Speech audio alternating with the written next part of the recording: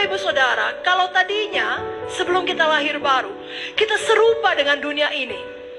Apakah cara pikir kita? Kita berpikir untuk mementingkan diri sendiri. Segala sesuatu berpusat kepada diri kita sendiri. Maka sebenarnya sebelum kita lahir baru, kita ada di bawah kuasa setan, kuasa dosa. Kalau saudara lihat pantomim, dia mau keluar dari kuasa setan pun tidak bisa. Karena setan yang mengendalikan dia. Itulah hidup kita sebelum lahir baru.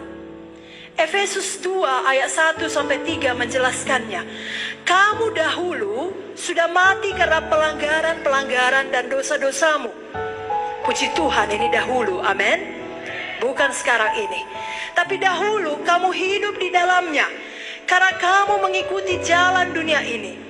Karena kamu mentaati penguasa kerajaan angkasa, yaitu roh yang sekarang sedang bekerja di antara orang-orang durhaka. Sebenarnya dahulu kami semua juga terhitung di antara mereka. Ketika kami hidup di dalam hawa nafsu daging dan menuruti kehendak daging dan pikiran kami yang jahat. Pada dasarnya kami adalah orang-orang yang harus dimurkai, sama seperti mereka yang lain. Jadi dahulu kita dikuasai setan, dikuasai dosa. Hamba dosa.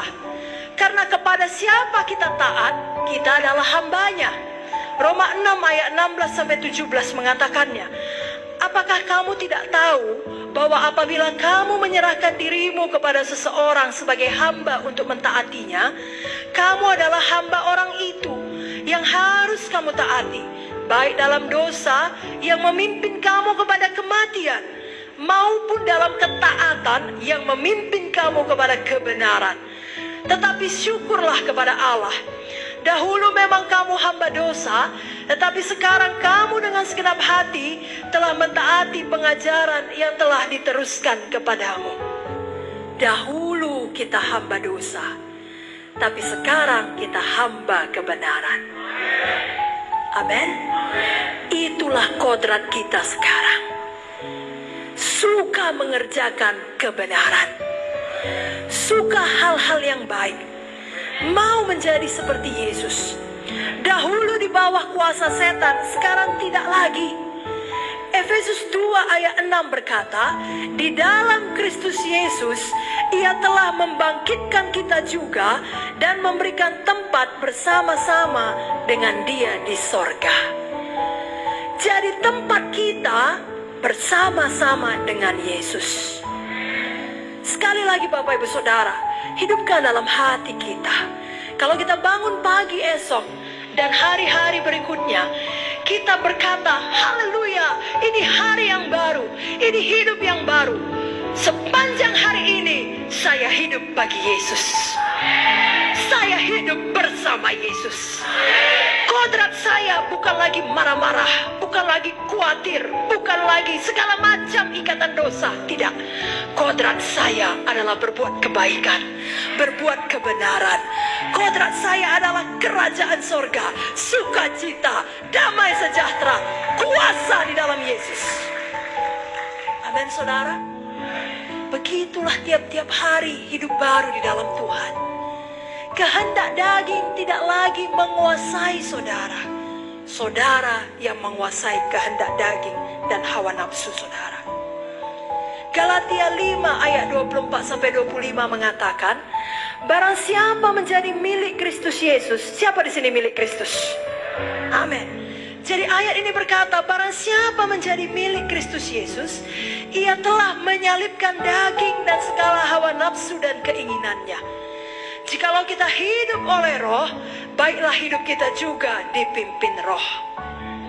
Dan sekali lagi, itu semua dimulai dari pikiran kita, dari hati kita.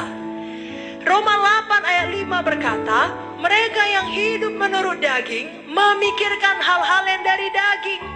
Mereka yang hidup menurut roh memikirkan hal-hal yang dari roh. Pikiran ini sangat penting. Apa yang kita pikirkan, itu yang kita ucapkan.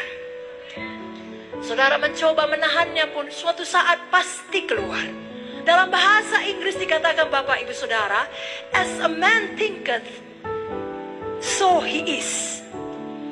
Kalau diterjemahkan langsung, sebagaimana seseorang berpikir, demikianlah dia. Jadi kalau seseorang selalu berpikiran najis, maka ia adalah seorang yang najis. Sebaliknya, kalau seseorang selalu berpikiran yang kudus, maka dia adalah orang yang kudus. Kalau pikiran saudara tiap-tiap saat seringkali adalah bagaimana memberi, apa ku kasih sama si Anu ya? Apa yang bisa ku berikan sama dia ya? Apa yang bisa ku buat ku tolong supaya hidupnya tambah baik ya? Pikiran saudara adalah memberi, maka saudara adalah seorang yang murah hati. Sebagaimana seorang berpikir, demikianlah dia. Itu sebabnya saudaraku, kalau semua dimulai dari pikiran, maka pikiran ini harus betul-betul dibaharui dengan firman Tuhan. Firman Tuhan adalah Tuhan sendiri. Dia menunjukkan kepada kita jalan-jalan Tuhan. Selaraskanlah pikiran kita dengan firman. Selaraskanlah pikiran kita dengan pikiran Kristus. Puji Tuhan, kalau seseorang sudah lahir baru, dia memiliki Roh Kudus yang menolong dia untuk mengerti firman Tuhan. Yohanes 16 ayat 13 berkata, apabila ia datang, yaitu roh kebenaran. Roh kebenaran adalah Roh Kudus. Amin Bapak Ibu Saudara. Ia akan memimpin kamu dalam seluruh kebenaran. Sebab ia tidak berkata-kata dari dirinya sendiri, tetapi segala sesuatu yang didengarnya, itulah yang akan dikatakannya. Dan ia akan memberitakan kepadamu hal-hal yang akan datang. Saudaraku, begitu kita lahir baru, Roh Kudus ada di dalam kita. Sehingga ketika kita membaca firman, kita dapat mengerti firman.